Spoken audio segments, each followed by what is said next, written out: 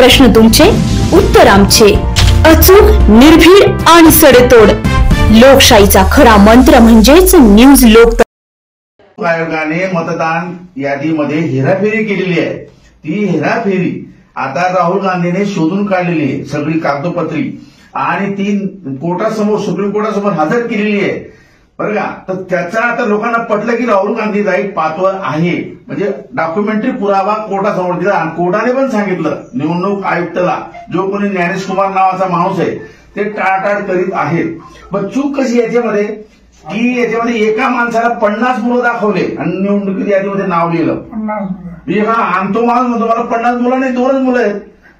एका घरामध्ये त्यांनी 60 लोक दाखवले, एकच झोपडी एवढी. ते पण खोटं आहे. बाकी ठिकाणी घराचा पत्ता 0 म्हणजे काय, राहतो पृथ्वीवर आणि पत्ता अवकाशात, वरती आकाशात. अशा प्रकारे सगळी हेराफेरी झालेली आहे.